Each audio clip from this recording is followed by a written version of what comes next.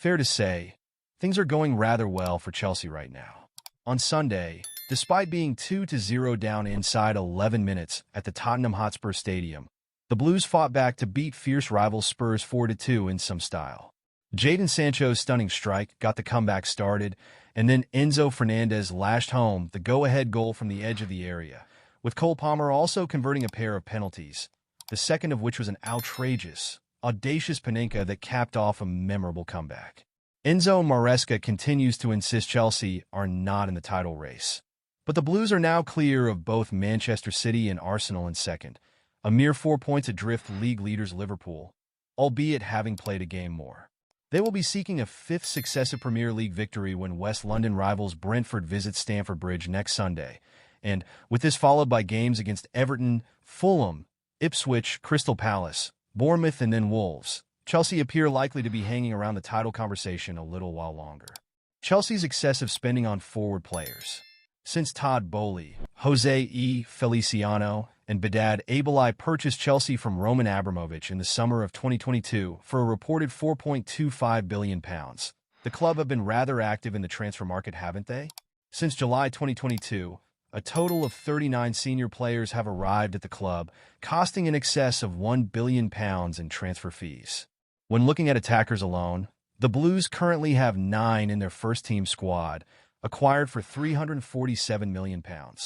First-choice center-forward Nicholas Jackson was much maligned last season, but still scored 17 goals in all competitions, with Ruben Diaz of Opta's The Analyst arguing that his first campaign at Stamford Bridge has actually been a success.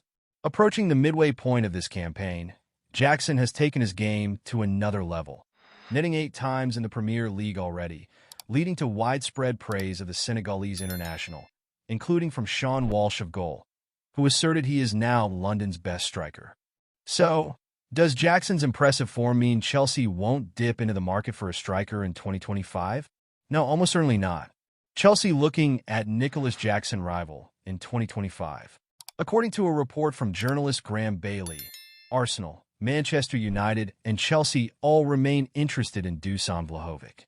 Bailey claims Juventus may be forced to sell in the near future, struggling to pay his £200,000 per week wages, while his contract expires in June 2026, meaning, if he cannot agree a new deal in Turin, next summer would be La Vecchia Signora's last opportunity to recoup a big fee. Vlahovic has perennially been linked with a move to the Premier League, with Arsenal actively attempting to sign the Serbian striker back in January 2022, according to David Ornstein, but instead moved to Juventus from Fiorentina for a reported fee of £63 million. Vlahovic has scored 50 goals in 118 appearances for Ibayan Canary, on target 9 times this season to date, most notably bagging a brace as Tim Manju fought back from a goal down to defeat RB Leipzig in the Champions League.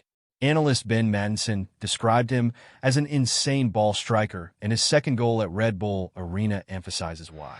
Nevertheless, Vlahovic has been heavily criticized for his performances this season, struggling to fit into Thiago Motta's new style, with his manager saying the striker must accept criticism back in September. With Parshva Shah in goal, adding the center forward certainly hasn't hit the levels expected of him since swapping Florence for Turin.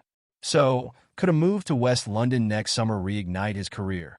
And how does Vlahovic compare to Nicholas Jackson? The table underlines that, stylistically, Vlahovic and Jackson are very different strikers.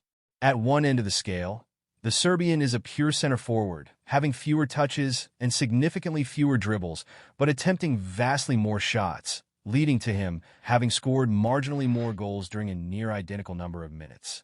On the flip side, the Senegalese striker gets involved in build-up play more frequently, hence why he's attempted an exponentially higher number of dribbles and progressive carries, racking up many more touches as well as shot-creating actions.